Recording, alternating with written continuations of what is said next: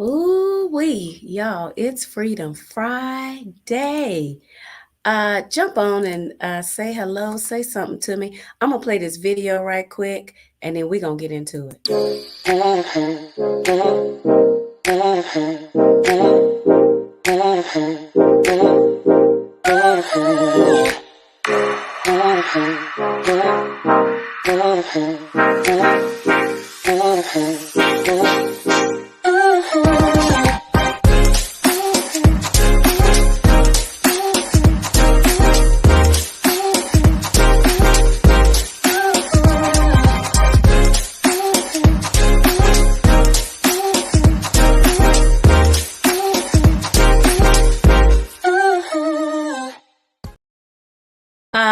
I'm back. Good morning. Hi there. I hope you got some rest. Thanks for joining me this morning. I wasn't sure if I was going to be able to pull this off because I'm kind of having some internet issues, but it seems like things are okay. Let me know if you can see me. Say good morning. I'm a little, actually, I'm a bunch of things. So before I get into all the things that I am, because I am a bunch of things, uh, life has been lifing. Y'all, going on, doing whatever she feels like doing. I told y'all last week that I figured that grief was a girl. I'm pretty sure life is a chick, and she has been showing out. She has been acting all kinds of menopausal. She's been running through here with hot flashes. She's been trying to keep me up at night. She's been trying to throw extra weight on me. She is giving me the business, right? Showing her tail, okay? She's been acting out. And you know what? It's all good. Y'all, it's easy to say if it ain't one thing, it's another. But y'all, when it really is a whole bunch of things and two more just like it, I need her to chill. I do not know if you have ever said this to God, but I'm just, God and we have good conversation because he already knows who mom is. Hey, Tracy. Hey, Shahira. God already knows who I am. And I have said to God on a couple of occasions, Lord, this whole toughest soldier, uh, all of that sis boom boss stuff. I don't know who subscribed to your channel for that, but I didn't. I don't think it was me. Now, I feel like there might be some identity theft going on. Somebody keeps throwing my name in when God is talking about suffering. They're like, "Oh, I know who. I know who." But listen, I wanted God to know that I have some referrals for him. Yeah, I got some people you can have. Yeah. It doesn't have to be me. And I'm good. God, good morning, Sister Welch. It doesn't have to be me. God, you have proven yourself. I already know that you the real deal. I already know that you make the showdown go down. I get the you gonna come through. May not come when I want you, but you on time. I got you. I feel you on that, and I believe in all of that. And I won't say, but I'll say also, Lord, I also believe that there are some people out here that need to know you better. Yeah, and you can pick one of them because life is lifing, and I'm not trying to unsubscribe, God. I'm just wondering um, if you're getting my notifications, y'all. Let's be 100. Have you ever asked God, God, where are you? God, these things are going down. They are getting big. It's serious out here in these streets. Where are you? And maybe that's not you. Maybe you're not one of those people who get that real with God because you're afraid that if you say that to God, God's going to be mad at you. Listen, God is God. He's huge, right? He's the all-seeing, all-knowing, all-powerful God. How in the world could the creation scare the creator? God is not, he's not afraid of you. You can't punk him with your emotions, and you're not going to hurt his feelings because you say, God, where are you? God understands. He's a big, big God, right? Y'all. And I know some people may not agree with me, but I'm going to prove my point here in a minute. But listen, I was thinking about it and I said, God, there have been some hard days here, and I'm feeling kind of wiped out. I'm tired. Um, I feel like tapping out some days and being like, you know what? I don't want to do it today, God. Let me get 3 to 5 business days and then get back to me. And I'm sure that nobody listening has ever gone through that. Listen, God ain't scared of us. Why would he be? Uh, Nobody has ever felt like I'm just gonna lay low. Yeah. So I told y'all, if you caught last week was about grief and grace.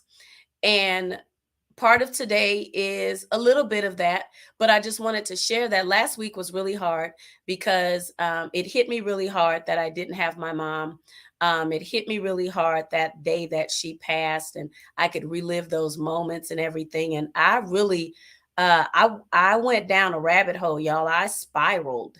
I have to be honest. I just could not seem to get it together, no matter what I did. Hey, Shalise, I just could not seem to pull myself together, and dealing with death and grief and people feeling like, there should be some time limit on that stuff. There isn't. And so I was really struggling, but I also had made up my mind that I was going to get through it. I didn't know how, but I knew that I was going to get through it, right? So, what I want to share today is I went to see my therapist. And yes, I have Jesus and a therapist because he gave me himself on the cross, and then he hooked me up with my therapist. And so we work together. We do our thing together. And I went on Saturday, and I was talking to her, and I told her I am just, hey, Aunt Gert. Y'all, that's my, y'all say hello to my auntie. That's my mama's sister. Um, I really was struggling with my mother not being here. I realized it was because of the wedding and, just her missing the future, right? But I went to my therapist, and we cried about it. I had a lot of emotions. I was really angry about some things that had happened around that time, and I was just really in a battle, y'all. I was struggling. And I know, hello Tracy. I know that it's not popular to admit when you're struggling, but I was really struggling, and I was trying to hold on to anything that I could to get me through those days. And I had some people really come through for me, and it really helped me. But at the end of my therapy, after we talked for our 50 minutes, the takeaway was I'm looking for the good. So today, that's what I want to talk to you. I want to ask you, what are you looking for? Because here's what I found out. If you look for bad, it's there. Mhm.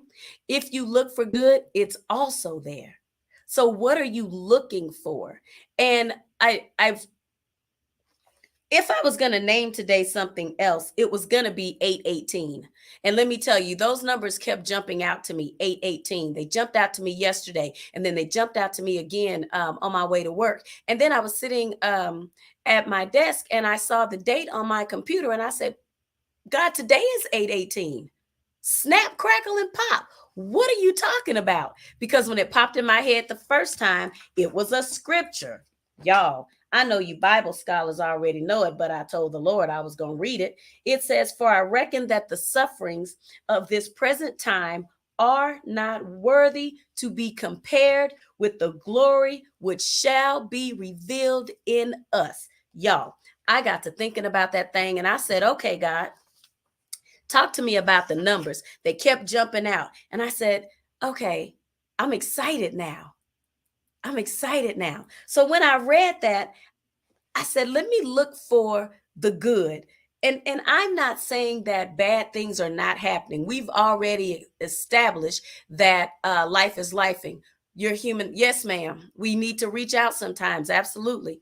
Um, we've already established that life is lifing. So we know that the bad things are out there. But what we have to keep in mind, even in our lowest points, is that bad is not all that's out there. There are some good things that are out there, but we have to decide, what are we looking for. So it reminded me of this conversation that I had, and I was talking to a friend who's going through it, and God reminded me of Moses. I told y'all I was going to prove my point about that, having these conversations saying, God, where are you? And God not being offended. Moses was getting ready to undertake a huge endeavor. He was getting ready to go to Pharaoh, and he told God, he said, God, I need you to show me your glory.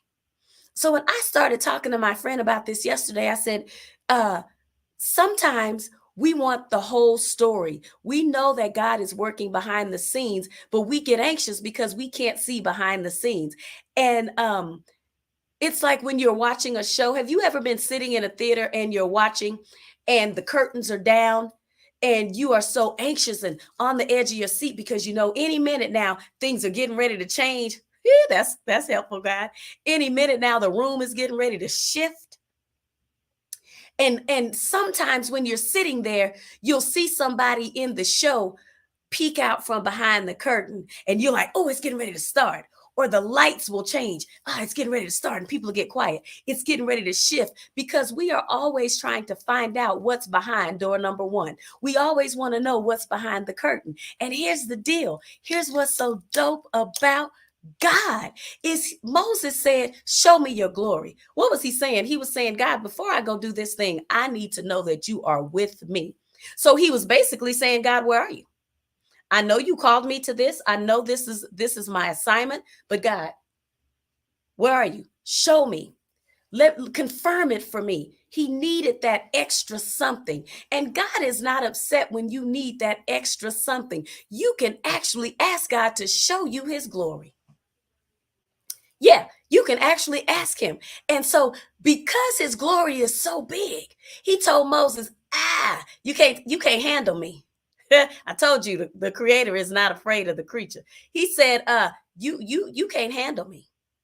It would be too much if I showed it to you all at once. So what I'm gonna do is I'm gonna tuck you away in the cleft of the rock. I'm gonna give you a little hiding space, and I'm gonna pass by and let you get a glimpse.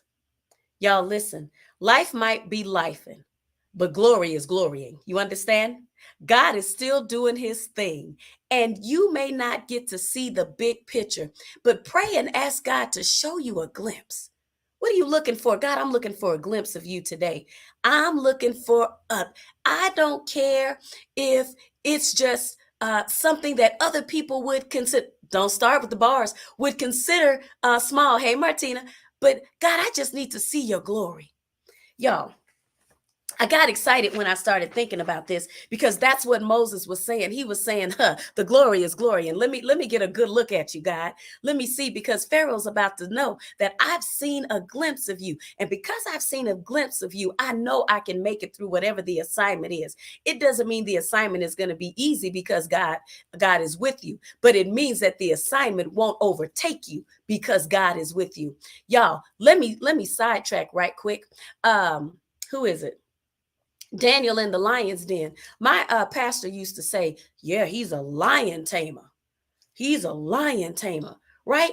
And we got to thinking about, okay, so I'm in the lion's den and things are going down and there's lions all around me, but I serve a lion tamer. Y'all, last week I thought, well, if I serve a lion tamer, then why do I get upset when there's a circus around me? Why do I get upset by the people around me that's cutting up? If there's got to be a lion tamer in the room, then we must be at a circus of some sort. So there's going to be some monkeying around and some foolery. And that's what it is. But listen, God is still doing his thing. So Moses was like, let me just get a peep. Just let me see a little bit of you. And God said, I'm going to tuck you away. Y'all, when life is doing its thing and you feel like you can't find anywhere, rest assured that God has tucked you away. He knows exactly where you are. And if you stay where he put you, if you hide in the space that he put you in, then you're going to get to see a glimpse of his glory. You're going to get to see him. I preached one time, if I could just check his back pocket, baby.